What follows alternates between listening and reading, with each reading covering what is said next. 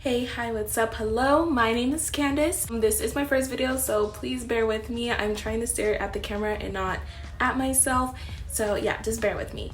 So if you came from any of my social medias, from Boss Up Budgets, like my TikTok or my Instagram, I will be doing a lot of budgeting videos, like Q&As about budgeting, also budget with me, and just more tips and tricks. So to anyone who's new to me or my business, I sell custom budget binders that helps categorize your cash and expenses to help you reach financial freedom or your financial goals. So I have mine with me today. These are my personal ones. Everything you have is totally customizable.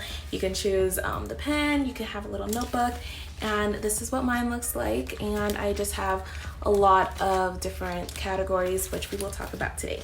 So today we are going to be talking about some first steps you should take when you first get your binder.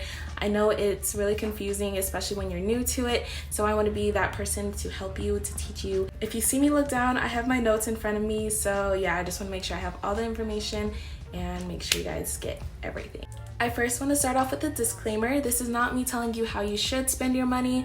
This is just me giving you my experience and my research, and I also watch a ton of videos. I have been budgeting with a budget binder for about a year now, and yeah, I'm obsessed with this, so I'm just telling you what I know. Whatever I say, just take it with a grain of salt and just use what will apply to you. And yeah, I just wanted to put that out there before I got started. Okay, without further ado, let's get started. So the first step I have down is to separate your envelopes into two categories, which I explained a little bit on my TikTok, but I'll go more in detail here. Those categories are your sinking funds and your cash envelopes. So the difference is your sinking funds are going to be the envelopes that you have that are long-term savings or something that you're not going to touch. So for example, vacation might be a long-term sinking fund. So that's money that you'll probably just keep adding until that event comes. So say you do go on vacation, you'll have that certain amount of cash. So like adding $200 every month until you have $2,000 to go somewhere fun and enjoy yourself. So on the other hand, your cash envelopes is money that you get into almost every day or even weekly.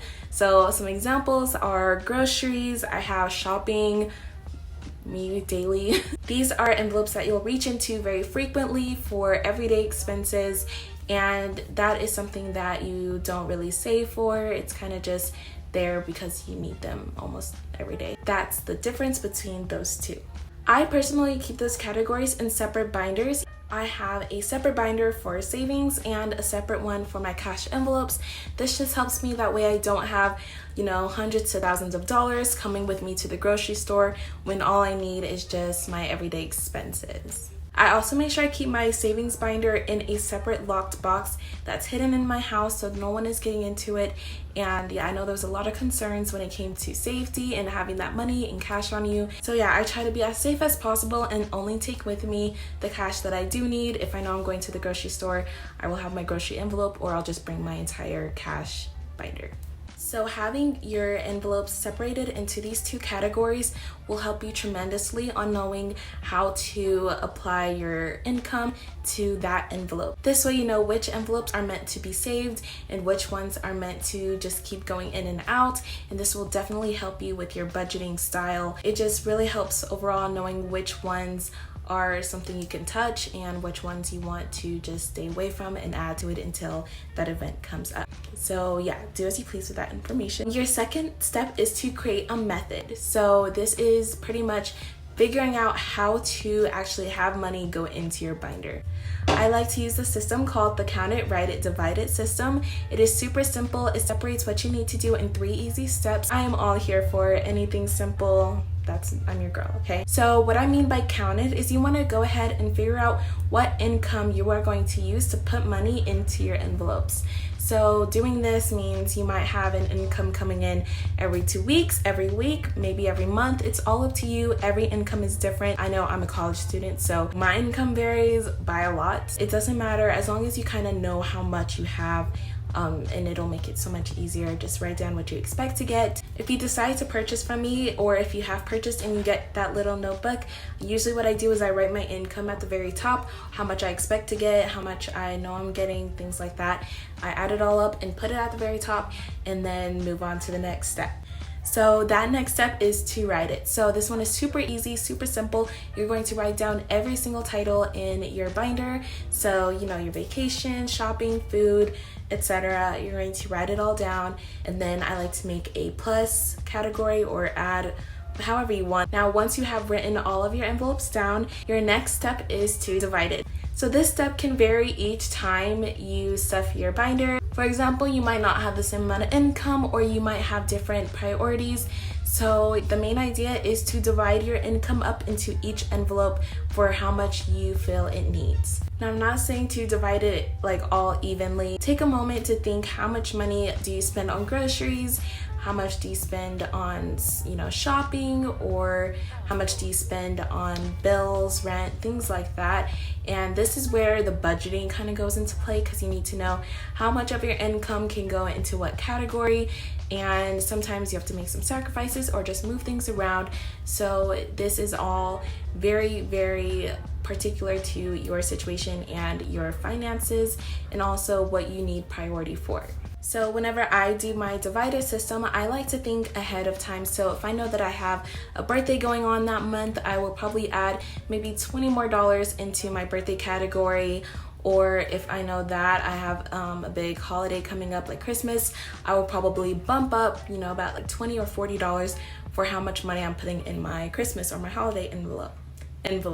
Things like that, knowing how to kind of adjust based on what's going on and the events happening, this will be very, very beneficial. It really helps knowing that the money is there. If you know there's a birthday, I have something put away. I don't have to reach into savings or into something that I don't want to touch in order to get that person a gift. So yeah, it'll definitely take some time knowing how much to go where, and there's going to be a lot of adjusting, but you'll definitely get the hang of it. I know I did after about my first 2 or 3 tries. So yeah, you got this, don't worry, everything will be fine. So my third step is taking action. Now, just doing the count it, write it, divide it system is already doing pretty much majority of the action. Now it's pretty much going to the bank, getting that money, and actually putting it into your envelopes physically. So there's usually 2 things I like to know before I go to the bank, which is how much I need to take out, and also what bills I want them in.